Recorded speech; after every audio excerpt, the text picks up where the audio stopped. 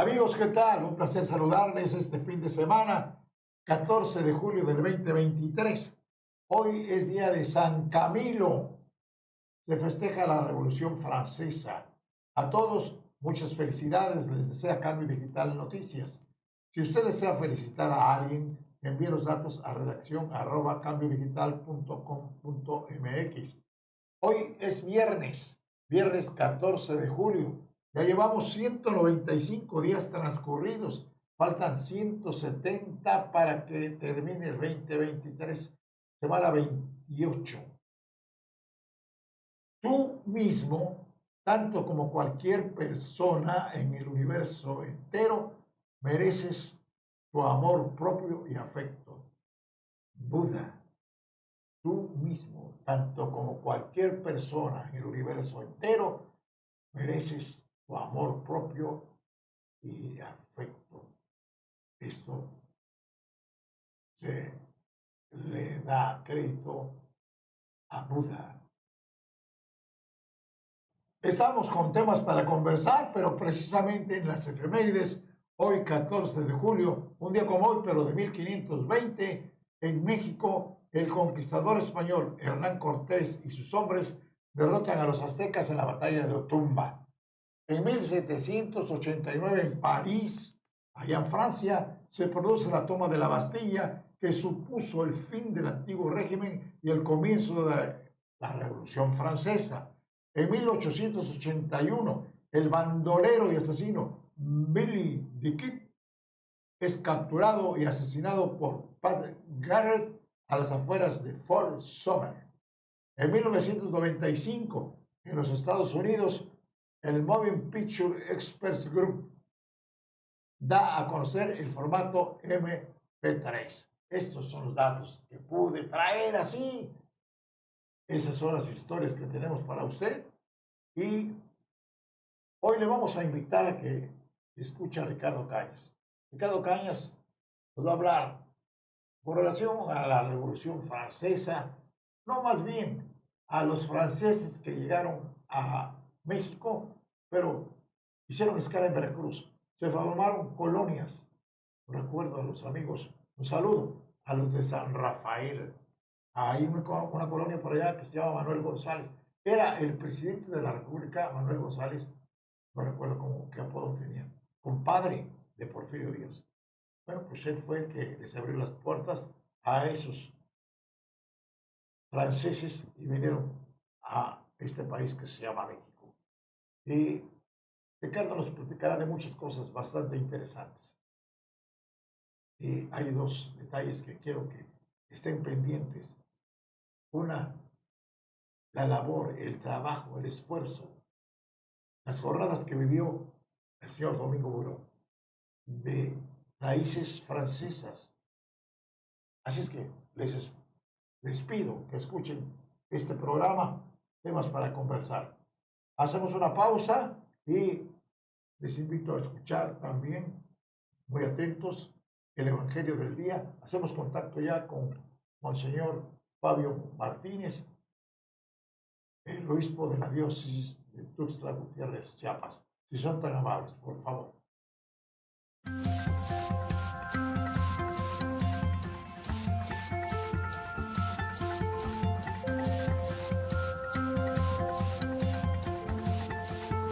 Escuchemos el Evangelio de San Mateo en el capítulo 9, versículos del 9 al 13. En aquel tiempo Jesús vio a un hombre llamado Mateo sentado a su mesa de recaudador de impuestos y le dijo: «Sígueme». Él se levantó y lo siguió. Después, cuando estaba a la mesa en casa de Mateo, muchos publicanos y pecadores se sentaron también a comer con Jesús y sus discípulos. Viendo esto, los fariseos preguntaron a los discípulos: ¿por qué su maestro come con publicanos y pecadores? Jesús los oyó y les dijo: no son los sanos los que necesitan de médico, sino los enfermos. Vayan pues y aprendan lo que significa: yo quiero misericordia y no sacrificios. Yo no he venido a llamar a los justos, sino a los pecadores. Palabra del Señor. Mis queridos hermanos, misericordia quiero y no sacrificios.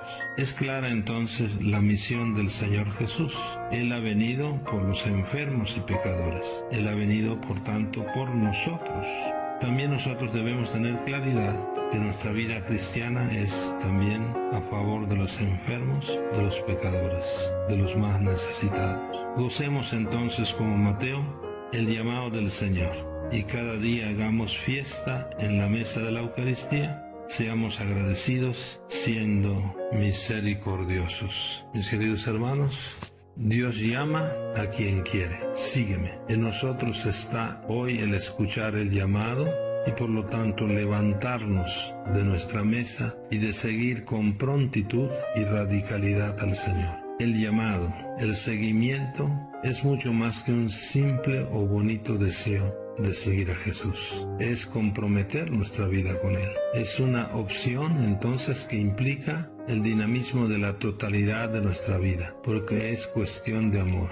Es responder al amor de Dios. Amor con amor se paga. Por esto también tenemos que aprender lo que significa yo quiero misericordia y no sacrificios. El Señor ha venido por nosotros, por ti y por mí, que somos enfermos y pecadores. Démosle como Mateo un sí sin condiciones al Señor. Podemos entonces colocarnos en el lugar de Mateo, un pecador sorprendido al ver que Jesús, tomando la iniciativa, le llama a su seguimiento. Su respuesta es inmediata, sin vacilación u objeciones. ¿Cuál es tu respuesta? ¿Cuál es mi respuesta? Gracias, Señor, porque nos amas y nos enseñas a amar y por eso nos invitas a seguirte por el camino de la vida, sirviendo a nuestros hermanos, amando. Yo quiero misericordia y no sacrificios. El mensaje del Señor resuena en toda la tierra. Tiene que resonar el mensaje del Señor en toda la tierra con nuestro testimonio de vida. Como Mateo, respondámosle al Señor al sígueme, tú sígueme. Démosle gracias a Dios porque a pesar de ser pecadores y enfermos de muchas cosas, Él cree en nosotros, Él confía en nosotros, Él nos ama y nos llama a seguirlo. Bendiciones, un abrazo.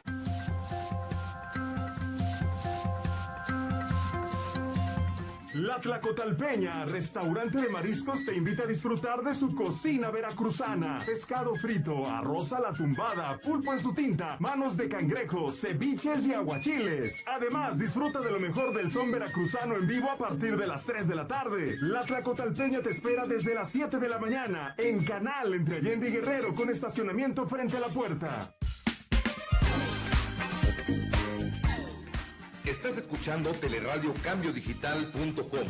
Todo el día contigo, transmitiendo desde Antón de Alaminos 236 en el fraccionamiento Virginia en Boca del Río, Veracruz, República de México. Teleradiocambiodigital.com, transmitiendo las 24 horas del día.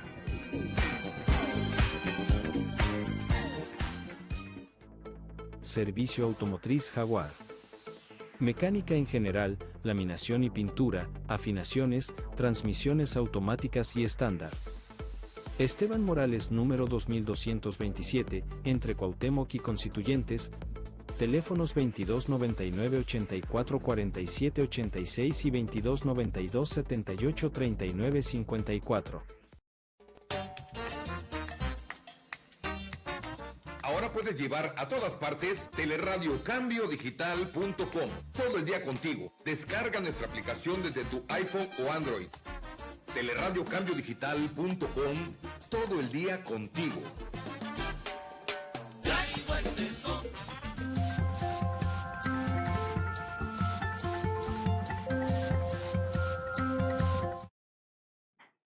Gracias, muchas gracias. Estamos en temas para conversar de Cambio Digital TV y los fines de semana tenemos un contacto especial, muy especial. Abusamos de la memoria de un directo amigo como es Ricardo Cañas Montalvo.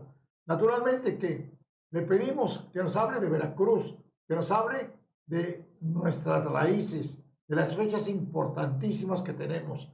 14 de julio. Ricardo, te saludo con afecto y desde luego, ¿qué sabes de los franceses que llegaron a Veracruz? ¿Qué sabes? Esto lo pregunto porque hoy se festeja la Revolución Francesa.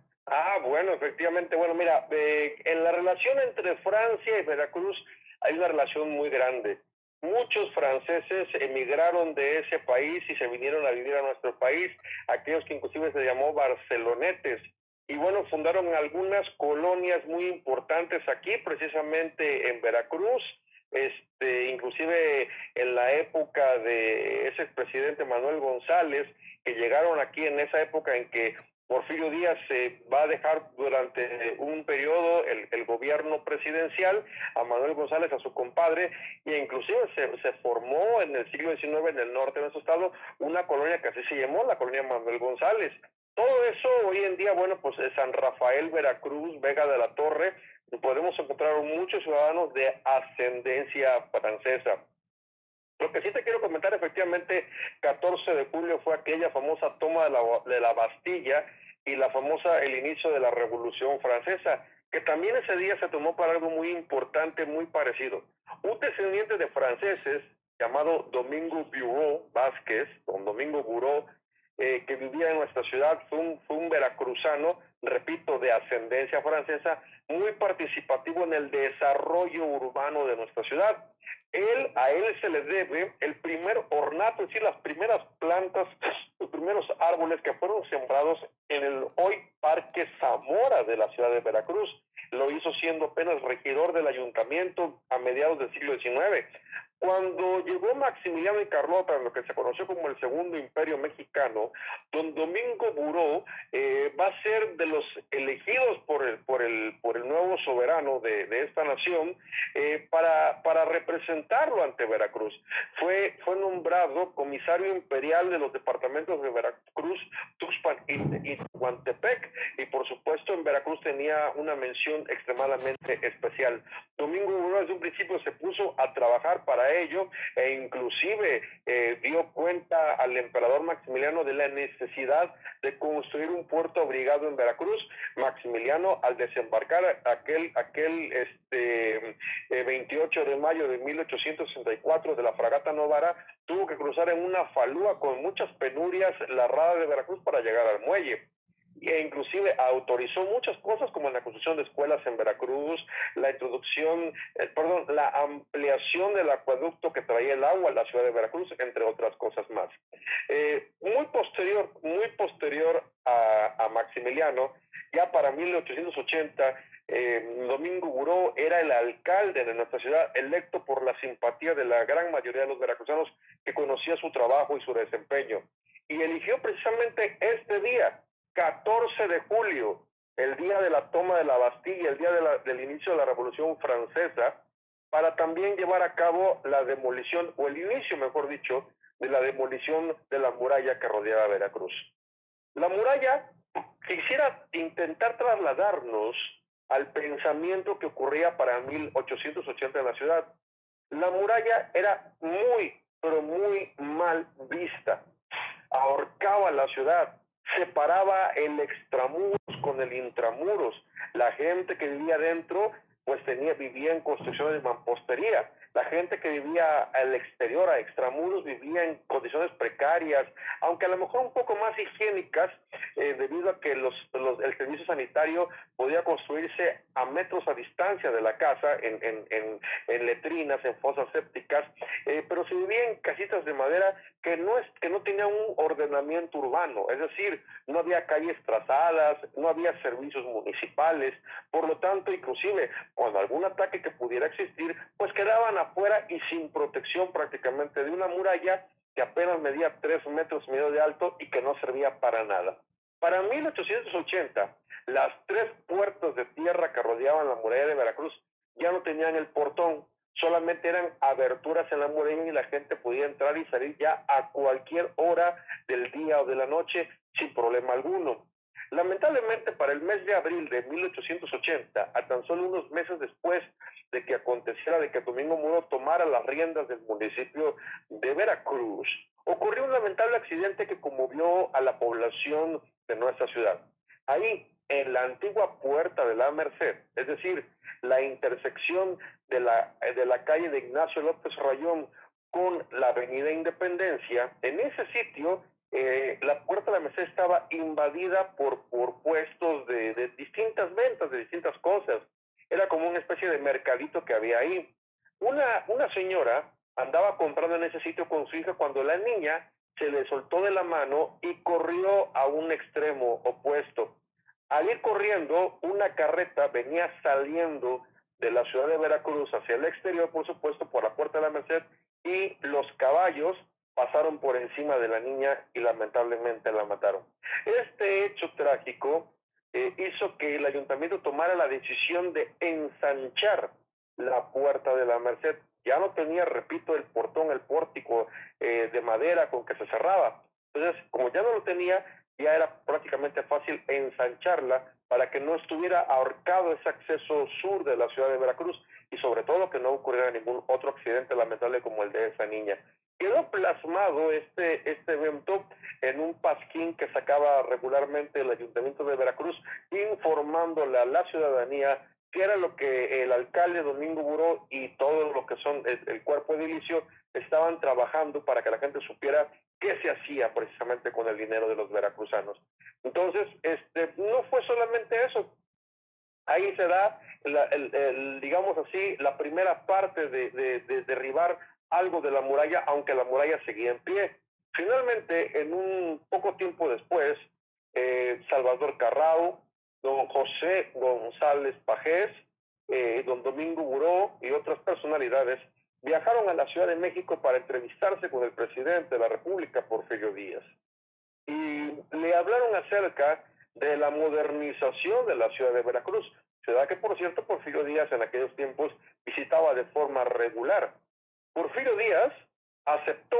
La muralla de Veracruz no pertenecía al ayuntamiento, sino a la antigua Secretaría de Guerra y Marina. Por lo tanto, esta era la que debía dar el consentimiento de demoler la muralla. Se dio entonces el permiso de demoler la muralla, pero solamente en el lienzo que miraba hacia la tierra y los 7 baluartes que estaban también del lado de tierra.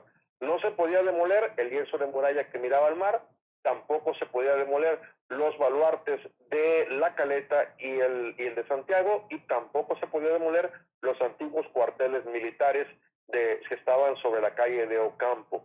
Por lo tanto, bueno, pues ya, eso sí, el ayuntamiento tenía que sufragar los gastos de la demolición de la muralla. Por tal motivo, bueno, pues Domingo Buró dio el llamado para que el 14 de julio, ese día pues él era de ascendencia francesa y de algún modo tenía una relación que se refería sobre todo a un cambio, aquí iba a cambiar la ciudad de Veracruz para bien, se iba a ensanchar, se iba a modernizar la ciudad. Por lo tanto, entonces, a las 4 de la tarde del 14 de julio de 1880, la banda municipal del Ayuntamiento de Veracruz comenzó a caminar sobre la antigua calle de María Andrea, hoy Zamora, y allí atrás de ellos iba, bueno, todo el cuerpo municipal, seguido de una gran cantidad de personas para ver un acto que no se había visto en muchísimo tiempo, el inicio de la demolición de la muralla. Al llegar exactamente a lo que hoy es el Callejón de Degollado, al antiguo barrio de Minas, como se le llamaba en esos tiempos, con la calle de María Andrea, hoy Zamora, don Domingo Buró dio un discurso de la modernización, que hablaba sobre la modernización de la ciudad de Veracruz. Acto seguido, después de terminar el discurso, donde hubo aplausos y muchos vivas, don Domingo Buró dio precisamente ahí, en la antigua Puerta Acuña, o también llamada Puerta Nueva, el primer barretazo para demoler algo que durante muchos años estuvo, sí, también protegiendo, pero también estuvo ahorcando nuestra ciudad. Y precisamente se colocó en la casa más cercana al punto de la Puerta Nueva, se colocaron 2 placas. Una placa antigua que en 1727 había puesto allí el virrey de Acuña, marqués de Casafuerte, recordando la apertura de la última puerta que se abrió en la ciudad de Veracruz, que era la puerta, precisamente la Puerta Acuña, y también una placa nueva que nos hablaba de la demolición, del inicio de la demolición de la muralla de Veracruz. Se trajeron a los rayados, los presos de San Juan de Ulúa, para llevar a cabo la demolición de la muralla. Sin embargo, al paso de unas semanas, casi no habían avanzado nada. Por lo tanto, don Domingo Buró y toda la corporación del Ayuntamiento de Veracruz dieron un llamado público a la población extramural. Y este llamado público decía más o menos lo siguiente. Se decía que, y se invitaba, se exhortaba a toda la población que vivía a extramuros a colaborar en la demolición de la muralla. A cambio, se llevarían el material sobrante, es decir, el escombro de la misma, para que con ello las personas que vivían extramuros pudieran ahora construir de mampostería sus casas nuevas y alineadas conforme al nuevo trazo de las calles. Muchas casitas de madera en las que la gente vivía en los barrios extramurales, como era en esos tiempos el barrio de las Californias, el barrio del Panamericano, debían de ser destruidas porque iba a trazarse una nueva calle, por decirlo así, lo que es Lerdo, lo que es Juárez, Mario Molina, Cerdán, todas esas calles, al salir extramuros de forma rectilínea, pues bueno, iban a tener que demoler casas, entonces tenían las nuevas casas que acomodarse, iba a hacerse una nueva lotificación que a la gente se le iba a repartir su nuevo lote ya ordenado de acuerdo con el nuevo trazo urbano. Entonces, bueno, fíjate que eso causó algunas problemáticas, pero en su gran mayoría benefició. La gente estuvo de acuerdo en que te iban a regalar el material para que construyeras ahora una casa de mampostería con mejores condiciones, no una casita de madera. Entonces la gente apoyó al Ayuntamiento de Veracruz a demoler la muralla y los 7 baluartes de tierra para poder construir ahora sus casas de mampostería y alineadas con las nuevas calles. Por ese motivo, no quedó a la vista ni un cachito de la muralla de Veracruz. Y prácticamente podemos decir lo siguiente: la muralla de Veracruz no desapareció, sino que fue reciclada. Se convirtió en casas de las personas que vivían a extramuros. Podemos decir entonces también que Veracruz prácticamente también es cuna del reciclaje en México. Es decir, se utilizó algo para poder transformarlo y beneficiar a un sector de la sociedad. Entonces, así fue como, pues, en cuestiones de solamente unos cuantos meses, desapareció, fue reciclada, se transformó la antigua muralla que rodeaba la ciudad de Veracruz y se transforma en casas, que son las casas que todavía existen allí, hacia Hidalgo, hacia Guerrero, hacia Bravo, y en toda esa zona hay casas todavía que están construidas con el material, la piedra múcara, con la que estaba construida la muralla de Veracruz. ¿Cómo la ves? Buena historia, magnífico el detalle. Yo recuerdo también, Ricardo, no sé, allá por Montesinos se conocía esa entrada que era transitada para los habitantes de la parte norte. Se le conocía esa puerta como el Boquete. Ah, claro que sí, pero eso ya fue un poquito más reciente. Cuando se construye la barda perimetral para poder delimitar los patios del ferrocarril, existió ahí un hoyo, efectivamente un hoyo, por el cual la gente podía cruzar las vías del tren para llegar a una zona norte donde estaba, bueno, las antiguas casas del Sullivan, y una naciente colonia en la parte norte del centro de Veracruz que se llamó Manuel, de hecho todavía se llama la colonia Manuel González, pero ya está prácticamente perdida ahí entre el Sardinero. El Sardinero también es otra parte que acabas de mencionar, donde están las bases de los almacenes de petróleo de Pemex. Así es, y que en 2 ocasiones lamentablemente ha habido accidentes. Una fue en el año de 1913, unos de los hilos también explotaron, y recordemos allá por 1979, uno de los depósitos de petróleo de ahí del Sardinero se incendió. Afortunadamente no pasó a mayores, más que de unas llamaradas, por cierto, muy altas. Bueno, en 1913 sí quedó prácticamente deshecho uno de estos grandes tanques de petróleo que existieron en ese lugar. Y el otro edificio muy grande que parece que ahora solamente existe un cascarón como el de la fábrica de puros, La Prueba. Así es, la fábrica de puros, La Prueba. Bueno, que ese es un edificio que también me comentan, bueno, que fue construido hacia 1894-95 y que originalmente, como por esa gran investigación que hizo la señora Marta García de Benaglio, encuentra de que ese edificio no fue construido para hacer la fábrica de puros La Prueba. Ese edificio fue construido para albergar el famoso Casino Veracruzano. Por algún motivo que desconozco, no llegó a instalarse el Casino Veracruzano ahí.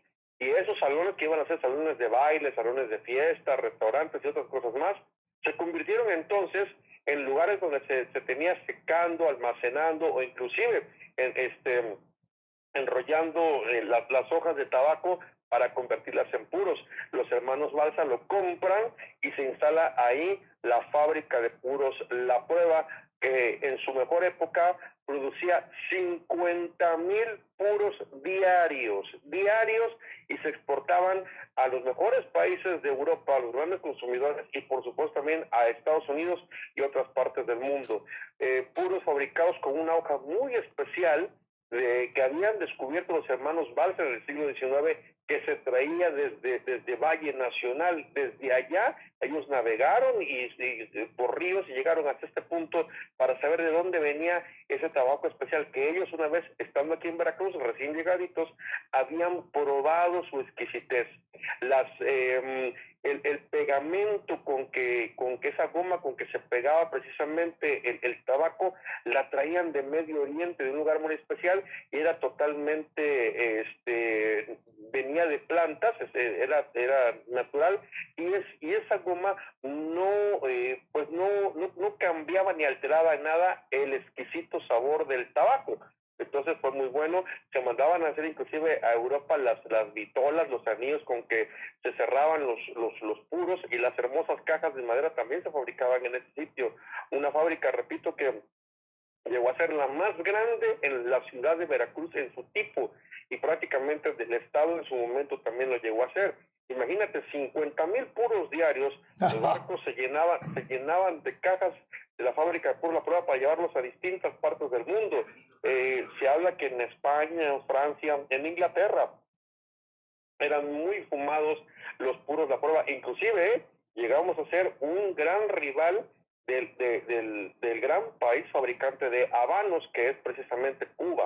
Y de ahí precisamente el habano por La Habana, haber sido fabricado en La Habana.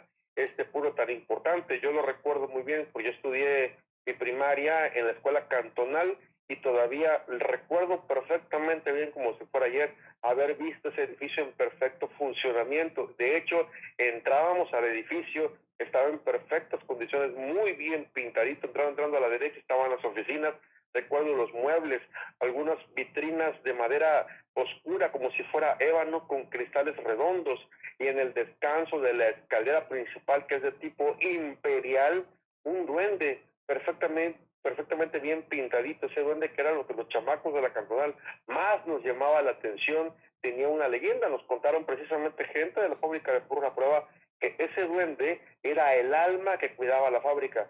El día que ese duende no estuviera ahí, la fábrica iba a cerrar. Y como si fuera premonición, así sucedió. Que llevaron el duende, al poco tiempo la fábrica cerró. Oye, Ricardo, también, me refería yo a un edificio bajando el puente Morelos a mano derecha.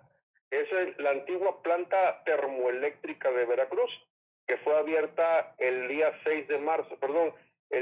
5 de julio, acaba de pasar la fecha, 5 de julio de 1908. Ese día se inauguró, voy a decirte que la segunda etapa de la energía eléctrica en la ciudad de Veracruz. Veracruz tiene energía eléctrica a partir de 1893, cuando la viuda de Murphy trajo un sistema que se instaló en el antiguo gasómetro de Veracruz, allá lo que sería Díaz Mirón, esquina con Paso y Troncoso, donde está la escuela primaria. Allí estaba el gasómetro, y desde allí se generaba energía eléctrica para la ciudad, que por cierto muy mala, porque los focos así como que de repente aumentaban su capacidad y disminuían, y generó algunos accidentes. Había muchas quejas. Por lo tanto, Porfirio Díaz, ya una vez construido el puerto de Veracruz, le otorgó la concesión de la energía eléctrica al constructor del puerto de Veracruz, el señor Whitman Dickinson Pearson. Sí, él,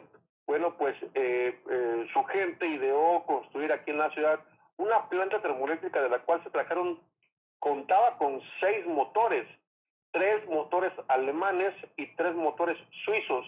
No te puedo decir en este momento la capacidad que tenía esta planta, pero era gigante en su momento. De hecho, se consideró que para 1908 esa era la planta termoeléctrica más grande del mundo como planta termoeléctrica. Adentro era un verdadero infierno, porque a base de petróleo, se generaba energía eléctrica por medio de unos enormes motores que allí se encontraban. El tablero de control, que era una maravilla para esa época, era totalmente de mármol. Solamente, bueno, los circuitos y medidores pues eran de cristal y metal, pero todo el tablero era completamente de mármol. Y de allí se generaba energía eléctrica para las grúas del puerto de Veracruz, para el faro que ya sería eléctrico para 1910, para la ciudad y por supuesto para los tranvías.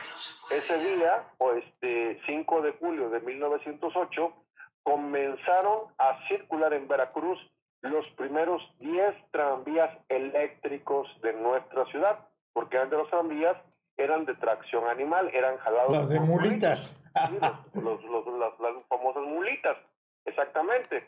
Y a partir de ahí, de 1908, que causó sensación, por cierto, fíjate que esa mañana, ese 5 de julio de 1908, amaneció lloviendo. Estaba el aguacero tremendo hasta que más o menos como a las 9 de la mañana dejó de llover, ¿sí? Luego bueno, se pensaba que a lo mejor ese día no se iba a inaugurar nada, aunque se había circulado una invitación especial para que ese día la gente saliera pues a la inauguración de esos primeros tranvías, de la planta termoeléctrica y de los tranvías. Por lo tanto, entonces, a las 9 y cacho de la mañana, el montonal de gente se dio cita en la esquina de Montesinos con Morelos. Para esa época todavía no se construía el puente, tampoco se construía la actual estación del ferrocarril. Por lo tanto, era un solar completamente vacío y ahí ya estaban colocados esos 10 tranvías. Las primeras 3 rutas de los tranvías eléctricos fue la ruta Playa, la ruta Bravo y la ruta Laguna. Sí, esas fueron las primeras 3 rutas que con el paso de los años fueron cambiando, ¿sí? Entonces, ya finalmente, poco antes de las 10 de la mañana, el señor Capri, que era el representante de la compañía, no vino Pearson, no vino el presidente de la República, solamente estaba el alcalde de Veracruz, que no recuerdo el nombre del alcalde de 1908, llevaron a cabo la inauguración de esos tranvías eléctricos.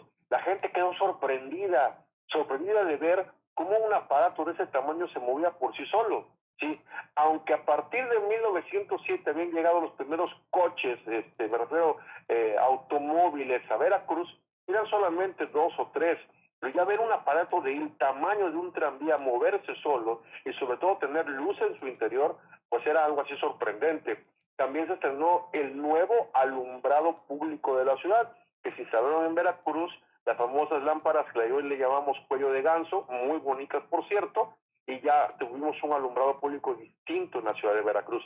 Pero la gente cuando se le ve los tranvías quedaron maravillados y sobre todo por la velocidad que podía alcanzar para esos tiempos que, bueno, no pasaba de 40 kilómetros, en un Veracruz muy tranquilo, para esa época muy chiquito, tranquilo, pero ya ver que un aparato alcanzara 40 kilómetros era algo así sorprendente, precisamente dentro de la ciudad de Veracruz. Y de hecho, en el decano de la prensa nacional al siguiente día, ¿sí?, el día 6 de julio, pues sacó la noticia de la inauguración de los tranvías y también la noticia con ello de que varias personas habían acabado sin dientes durante ese día. ¿Por qué? Muchos de los usuarios del tranvía de Mulicas a veces ni siquiera hacían la parada, el tranvía de Mulicas iba apenas a 5 kilómetros por hora. Por lo tanto, no hacían parada y cuando llegaban más o menos cerca de su destino, lo que hacían era saltar del tranvía e irse prácticamente caminando.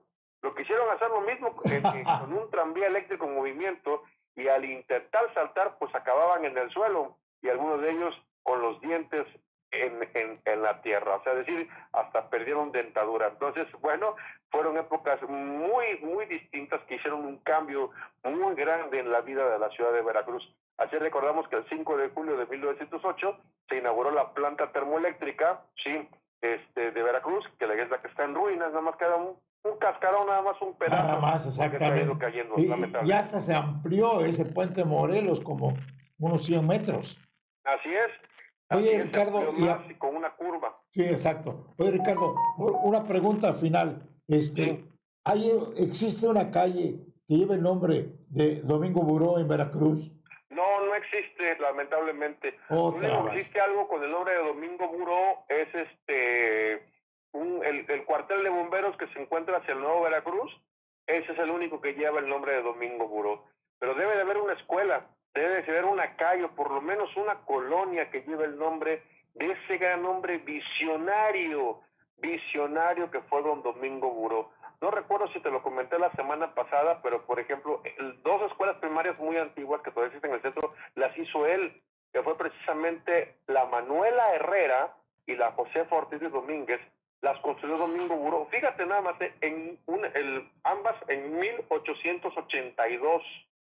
Y pensando ya no en los hombres, sino en las mujeres, puso los nombres a esas escuelas de dos mujeres, grandes mujeres, próceres de la independencia de México.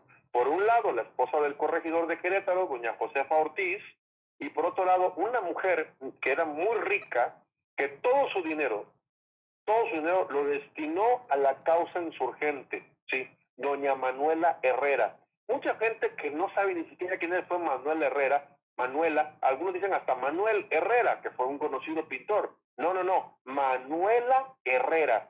Las dos escuelas físicamente eran igualitas en esos tiempos, hoy en día ya han cambiado. No, ya no existe, vaya, el edificio, vaya, no sé qué pasó, se vendió y era la Lotería Nacional el que se iba quedando con ese... Se pasó la escuela una cuadra hacia atrás, una manzana hacia atrás, hacia la esquina de lo que hoy es Zaragoza, Zaragoza todavía, con Ignacio López Rayón. No, y el detalle ahora hay 3 escuelas ahí. Sí, así es. Y de hecho en ella, cuando todavía se contaba la José Ortiz de Domínguez, en la esquina de Independencia con Rayón, allí nació en 1911 el Jardín de Niños número 1, que todavía existe también. Bueno, ese está en Valentín Gómez Farías.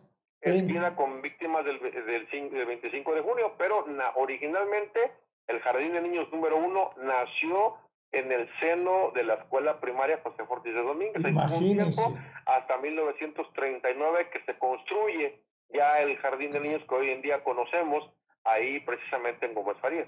Que hace unos cuantos días me tocó la mala suerte de leer una nota que, a pesar de que ya está bardeado y etcétera, entraron los vándalos y robaron cosas de ese Jardín de Niños.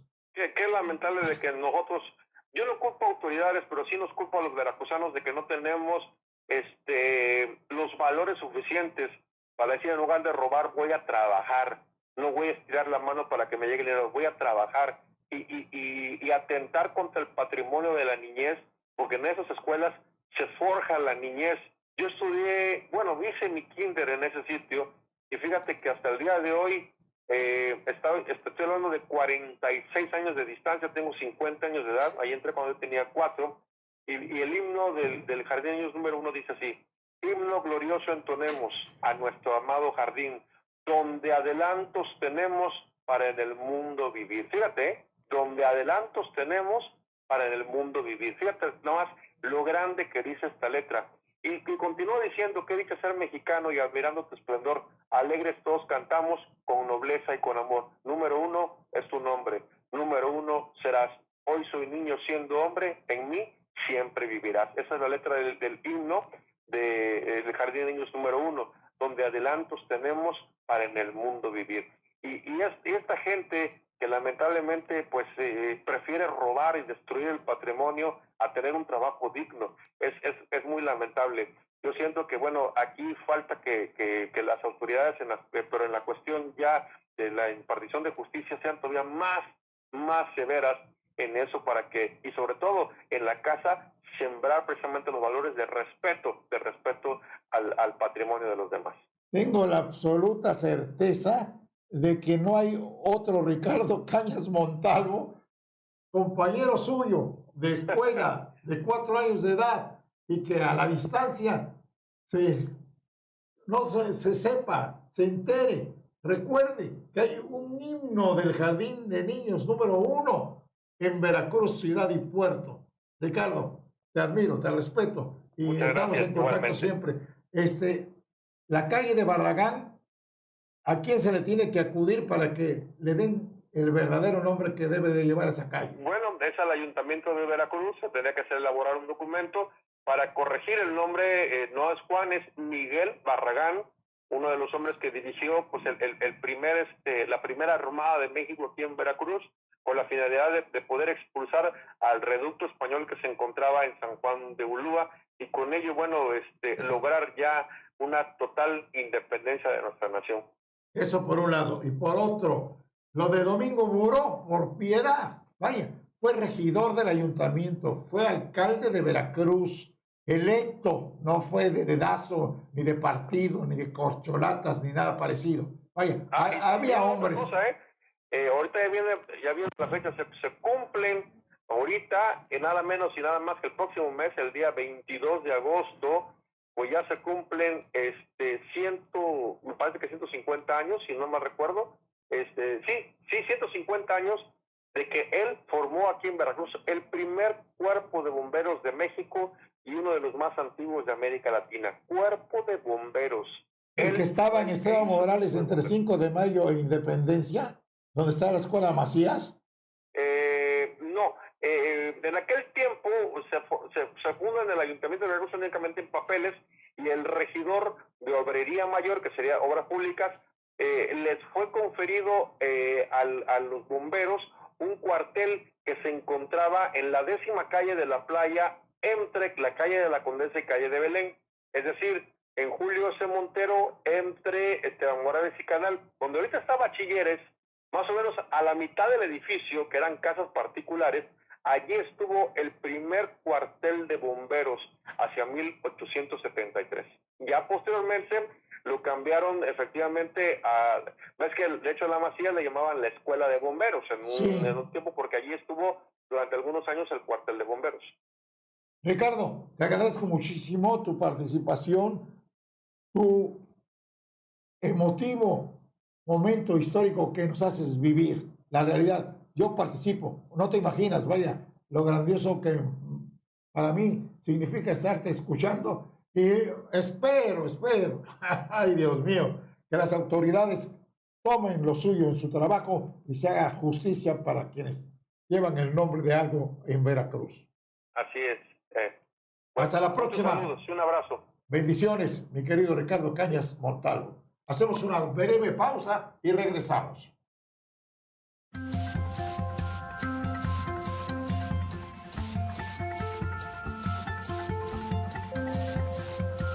La Tlacotalpeña, restaurante de mariscos, te invita a disfrutar de su cocina veracruzana. Pescado frito, arroz a la tumbada, pulpo en su tinta, manos de cangrejo, ceviches y aguachiles. Además, disfruta de lo mejor del son veracruzano en vivo a partir de las 3 de la tarde. La Tlacotalpeña te espera desde las 7 de la mañana, en Canal, entre Allende y Guerrero, con estacionamiento frente a la puerta. Audiencia pública. El tremendo juez de la tremenda corte va a resolver un tremendo caso. Buenas noches, secretario. Escucha a través de teleradiocambiodigital.com todos los días a Tres Patines, a partir de las 9 de la mañana. Como siempre. ¿Y del vaso? Como siempre. Ya acabó de preguntar. Saludos paisanos veracruzanos radicados más allá de nuestras fronteras.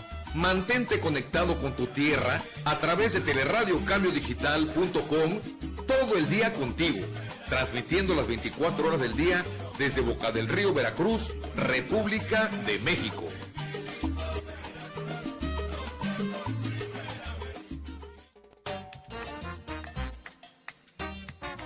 Ahora puedes llevar a todas partes teleradiocambiodigital.com todo el día contigo. Descarga nuestra aplicación desde tu iPhone o Android. Teleradiocambiodigital.com todo el día contigo.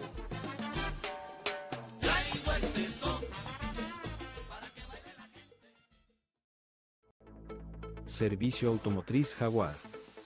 Mecánica en general, laminación y pintura, afinaciones, transmisiones automáticas y estándar. Esteban Morales número 2227, entre Cuauhtémoc y Constituyentes, teléfonos 2299 84 47 86 y 2292 78 39 54.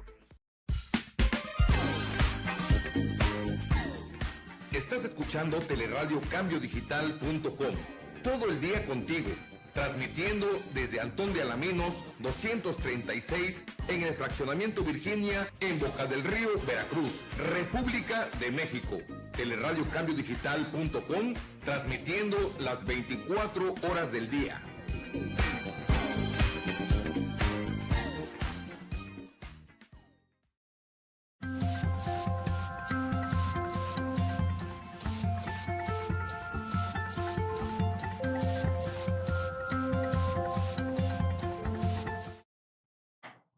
Gracias, muchas gracias. Estamos en temas para conversar.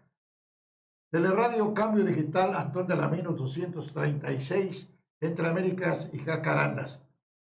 Cuidado, aquí por Jacarandas están abriendo unos boquetes, espacios, no sé qué están introduciendo, pero hay 2 o 3 calles o avenidas que se cortan precisamente por esas reparaciones. El teléfono 2299-2297-15, facebook.com/ Cambio Digital TV. Bueno, pues tenemos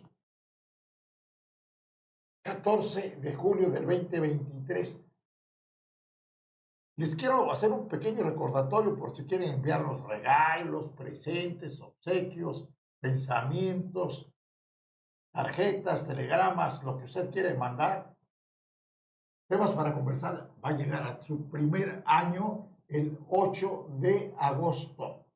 Le doy tiempo, ¿eh? Estamos a 14 de julio para que usted se prepare y nos mande el mejor de los pasteles. Antón de Alaminos 236, entre Américas y Jacarandas. Por lo menos estrellitas que iluminen mi camino. Cambio Digital TV, temas para conversar. 8 de agosto, radio, Cambio Digital, 14 años.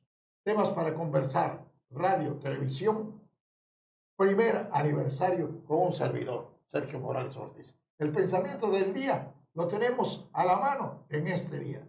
Fin de semana con alegría.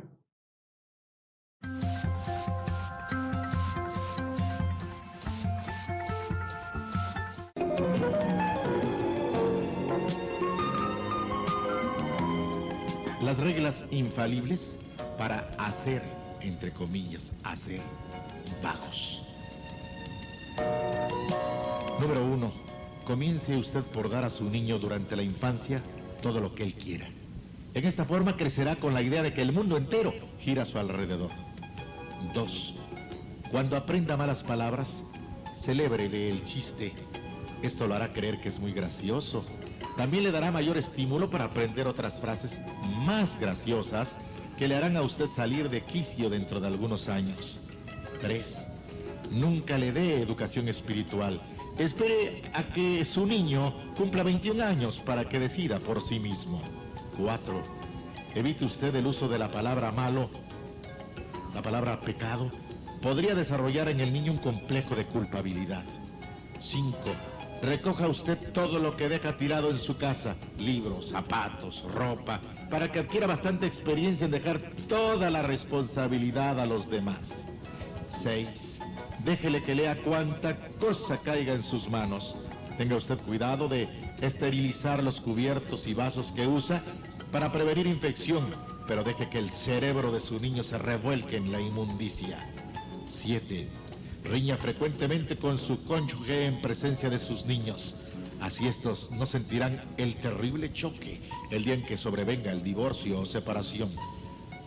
Y número 8, dele a su niño todo el dinero que le pida, porque han de ser para él tan duras las cosas como lo fueron para usted.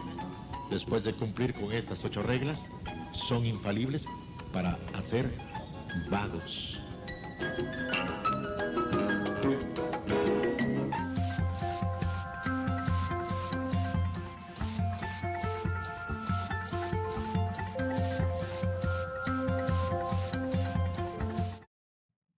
Gracias, muchísimas gracias.